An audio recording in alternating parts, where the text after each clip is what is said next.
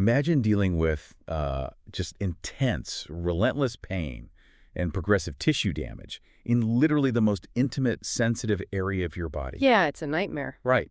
Now imagine sitting in a sterile clinic. You're looking at your doctor and being told that your only real option is, like, a cream that might not even work.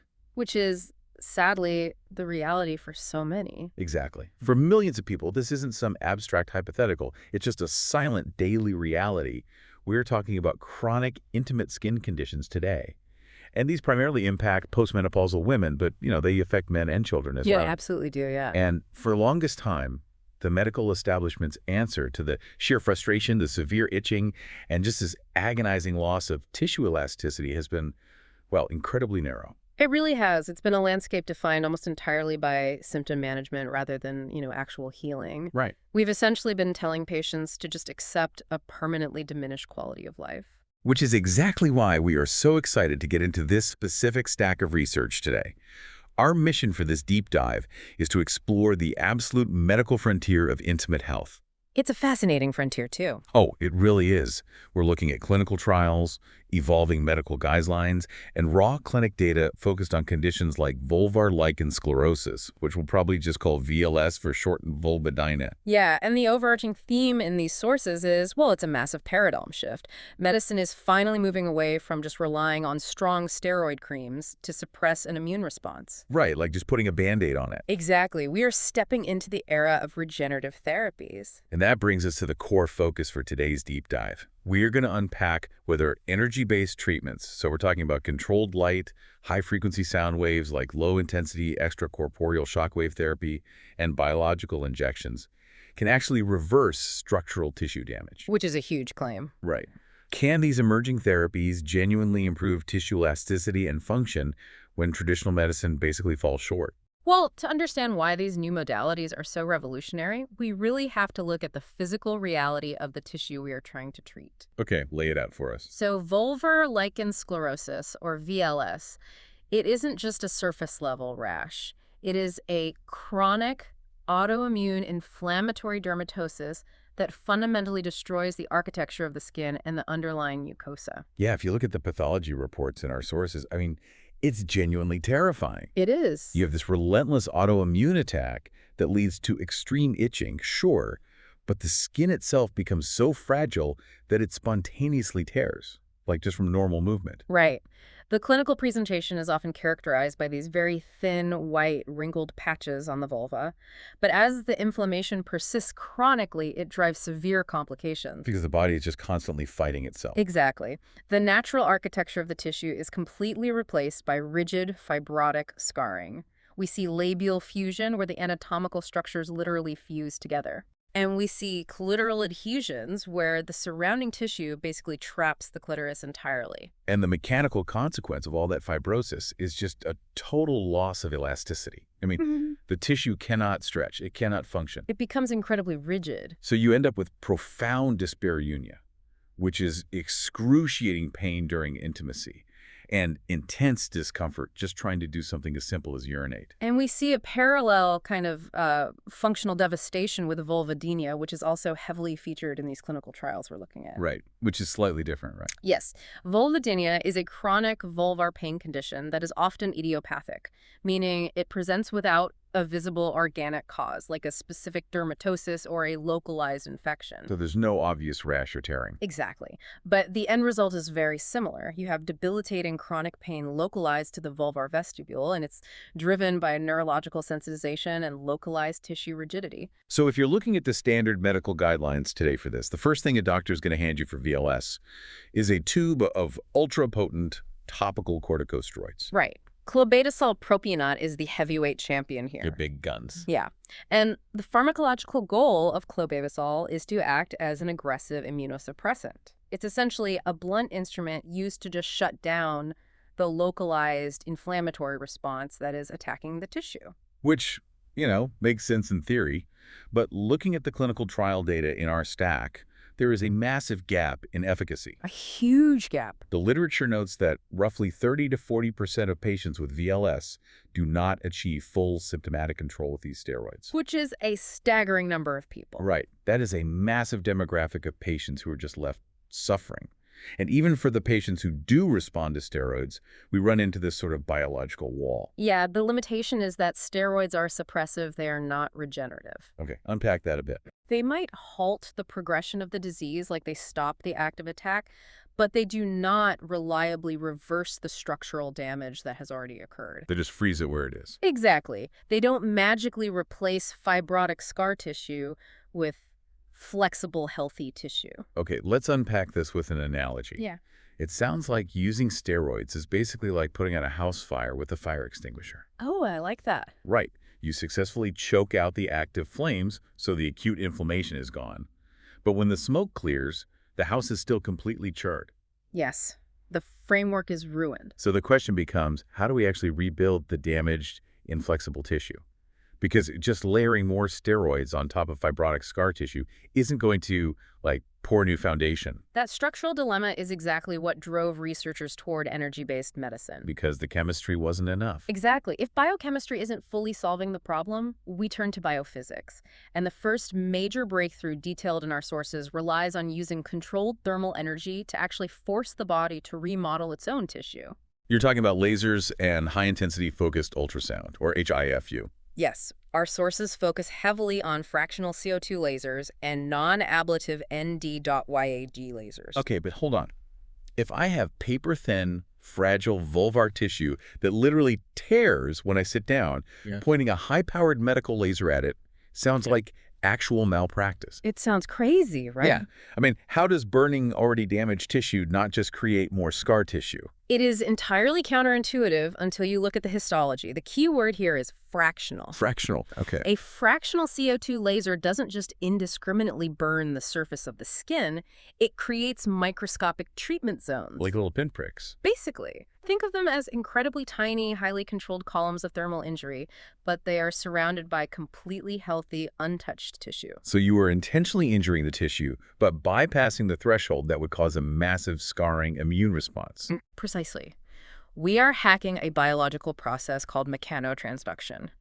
By creating these microinjuries, or, by using HIFU to deliver focused thermal energy deep into the dermis without even breaking the surface, we trick the body into an acute wound healing response. It's like a controlled demolition. Exactly. You knock down the charred walls to force the construction crew to finally show up. And that construction crew consists primarily of fibroblasts. When the tissue registers that thermal stress, it sends a massive surge of fibroblasts to the area. And this is where the restoration of elasticity happens. This is the rebuilding phase. Yes. In a chronic state like VLS, the body has laid down rigid, disorganized type I collagen, which is basically what scar tissue is made of. Very stiff. Very stiff. But the laser stimulation forces the fibroblasts to start producing new, healthy extracellular matrix. Specifically, it shifts the balance back toward type 3 collagen and fresh elastin. Type 3 collagen being the crucial component that gives youthful, healthy skin its pliability and, that snap. Right. You are fundamentally changing the architectural makeup of the tissue. That is wild. And the histopathology in these studies completely confirms it.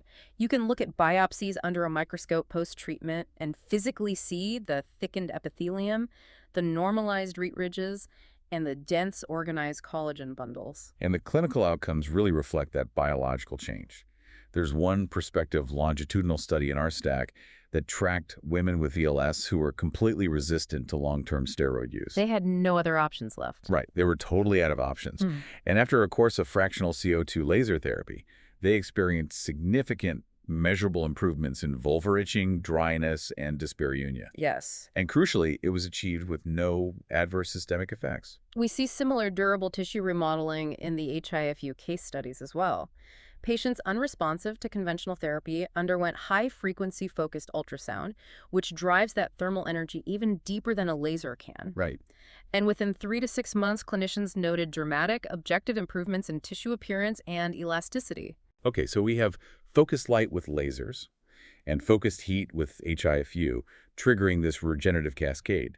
But light and heat can only penetrate so deep before they risk damaging surrounding structures. That's the physical limitation, yeah. So how do we reach the deeper vascular networks that are basically starving these tissues? Yeah. That limitation transitions us to what might be the most fascinating paradigm shift in our stack of research today. Oh, absolutely. We're talking about low-intensity extracorporeal shockwave therapy, or LI-ESWT? This is where we move from photons to acoustics. Lie-ESWT is a massive pillar in modern regenerative medicine, particularly for pelvic health. Okay, I have to challenge the medical branding here for a second because shockwave therapy sounds terrifying. It's the worst name possible. Right. If a patient is already dealing with severe provoked pain in their genital tissue, the idea of applying a shockwave sounds, frankly, barbaric. Are we actually shocking people with electrical currents? No, not at all. It's a terrible misnomer that causes a lot of clinical anxiety. There is no electrical shock involved whatsoever. The term shockwave simply refers to an acoustic wave. Just sound. Yes, it is a rapid pressure wave of sound traveling through a medium. So it's literally just sound waves passing harmlessly through the tissue. Yes. From the patient's perspective, it is completely painless. The applicator just rests on the skin, and it feels like a gentle tapping or a light, rapid pulsing sensation. Oh, wow. Okay. It requires no anesthesia, no numbing cream, and there is zero downtime. Okay, that makes a lot more sense. But where did the idea to use sound waves for tissue regeneration even come from? The underlying physics was actually pioneered way back in the 1970s for urology, specifically for lithotripsy. Lithotripsy, right, breaking up kidney stones. Exactly. They used high-intensity, focused acoustic waves to physically shatter kidney stones inside the body without having to do surgery. Using sheer acoustic force to break apart calcifications. Right. But over the decades, as researchers tweaked the parameters, they made a profound discovery. If you drastically lower the intensity of the acoustic waves, so keeping the energy flux density under 35 millijoules per square millimeter, the waves no longer have the mechanical force to break things apart. What do they do instead? They interact with the cellular membranes of soft tissue in a way that triggers profound healing. Okay, let's drill down into the mechanism here.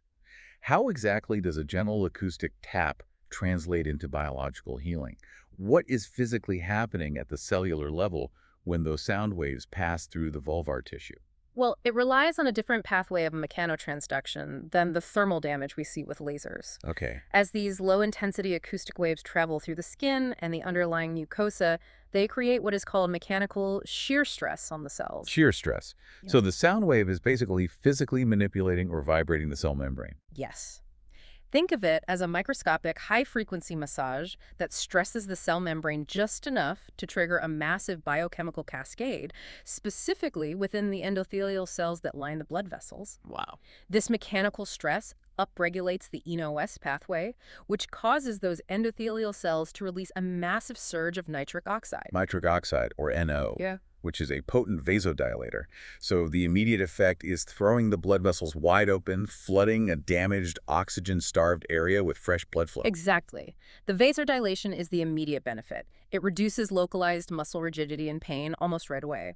But the downstream cascade is where the long-term remodeling happens. The real magic. Right. That same shear stress activates key molecular repair factors, primarily one called TGF-beta-1. Why does TGF-beta-1 matter in the context of rigid fibrotic tissue? Because TGF-beta-1 acts like a biological flare gun.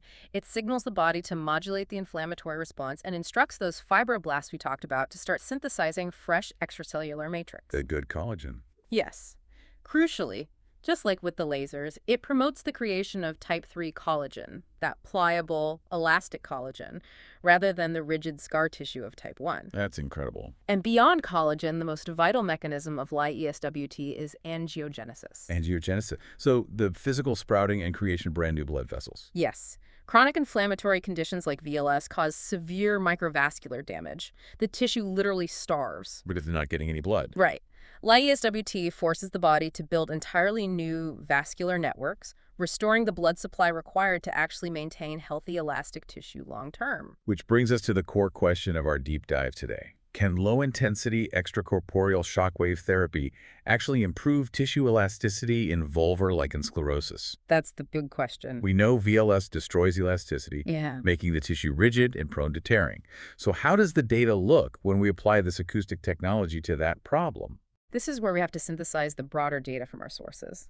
While the specific clinical trials we reviewed tested lasers and HIFU explicitly for VLS histopathology, the sources extensively document the success of LI-ESWT in treating related pelvic tissue rigidity, pain, and vascular dysfunction. So it's translating the mechanism. Exactly, because LI-ESWT operates on the exact same physiological principles, breaking down fibrotic tissue, generating fresh pliable collagen, and creating new blood vessels.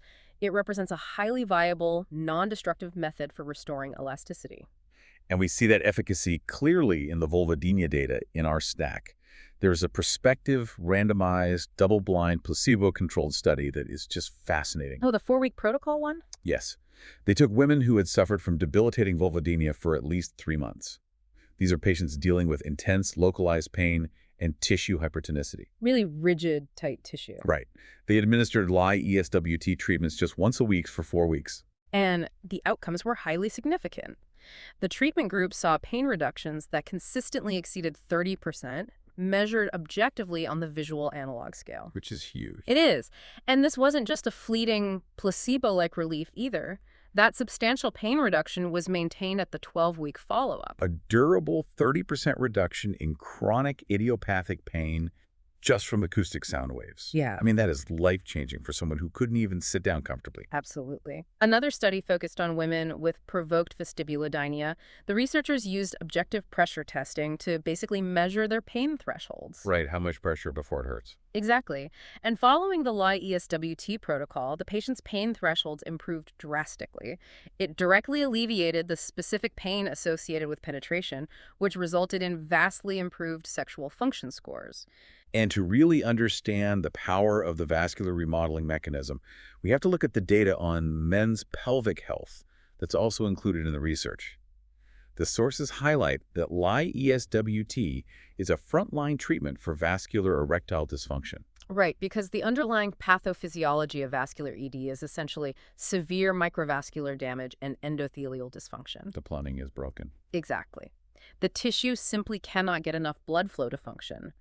By stimulating angiogenesis and forcing the creation of new vascular networks, LI-ESWT addresses the literal root cause of the dysfunction. And the numbers are just staggering. One randomized placebo-controlled study showed that 57% of men treated with LI-ESWT were able to achieve an erection and successfully engage in intercourse without the need for any medication following the therapy. 57%. 57% essentially cured of vascular ED just through sound waves. It perfectly illustrates the paradigm shift we're talking about. Yeah. Whether we are reducing the severe neurological pain of vulvodynia, reversing the vascular starvation of ED, or applying these principles to restore the elasticity lost to lichen sclerosus, the biological mandate is exactly the same. We are using acoustic physics to command the body to heal itself on a cellular level. Okay, so we've established that we can use devices, light, heat, and acoustic energy to stimulate the body's natural repair crew. Right. We're waking them up. We are waking up the fibroblasts and triggering angiogenesis. But our sources highlight one final massive breakthrough. The biologics. Yes. What if, instead of just shouting at the body to fix itself with energy, we physically handed it a massive payload of the exact biological materials it needs to do the job? This brings us to the field of orthobiologics, specifically platelet-rich plasma, or PRP, and adipose stromal vascular fraction, which is commonly referred to as fat grafting or lipofilling. So we are talking about injecting concentrated raw biological building blocks directly into the damaged vulvar tissue. Exactly. The science behind PRP is incredibly elegant.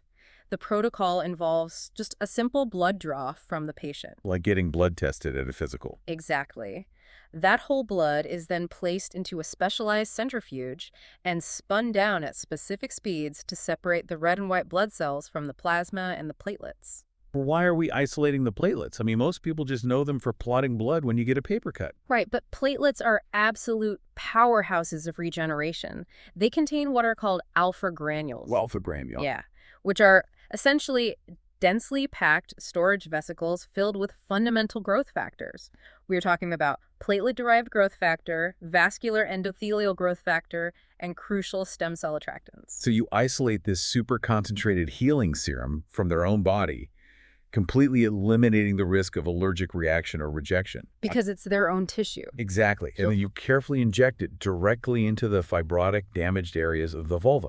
And fat grafting operates on a very similar regenerative principle, but it uses adipose tissue.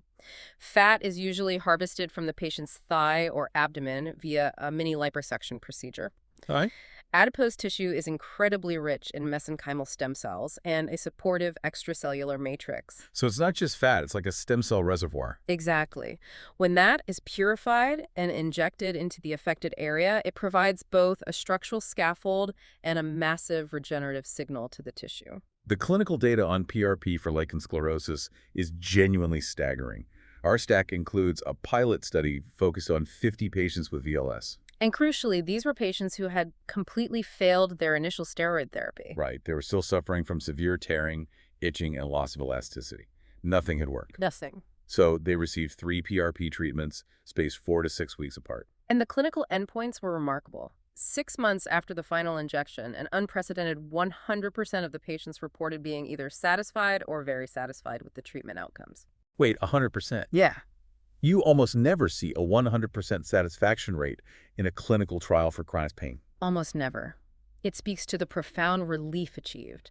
The patients reported significant reductions in severe itching, burning, and dyspareunia. Wow.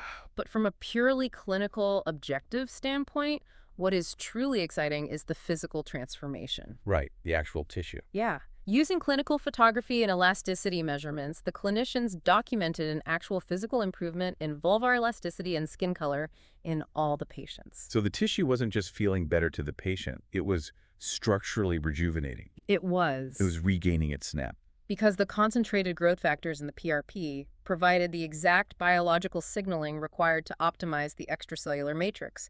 It reduced the fibrotic scarring and promoted healthy, pliable tissue generation. So if I'm synthesizing this entire landscape of regenerative medicine, Let's hear it. our traditional steroids are the fire extinguisher. They are absolutely vital for putting out the immediate flames of an acute autoimmune attack, but they leave you with a charred, ruined house. Right. A necessary first step, but an incomplete solution. Then you bring in the energy devices, the fractional CO2 lasers, and the ESWT acoustic waves. Those are the demolition and architecture crews. I love this analogy, by the way. Thanks. They knock down the rigid, scarred walls and lay out the blueprints for a new vascular network. They provide the mechanical and thermal stress required to restart the stalled healing process. And finally, the orthobiologics. The PRP and fat grafting, they are the supply trucks physically delivering the premium bricks, mortar, and raw materials directly to the job site. Yes. Ensuring the construction crew has everything they need to build a better, infinitely more elastic house. It is a brilliant way to visualize how these modalities can conceptually and clinically layer together. You suppress the pathological immune response, you stimulate the dormant cellular repair mechanisms with physics, and you provide a concentrated boost of biological growth factors to ensure optimal tissue remodeling. Looking at the sheer volume of data in these sources, it really feels like we're witnessing a permanent paradigm shift in intimate health. We absolutely are. For decades, the management of conditions like vulvar lichen sclerosus, vulvodynia, and general pelvic pain has been entirely reactive and suppressive. Just managing the decline. Exactly. But the medical community is finally embracing a proactive, regenerative approach.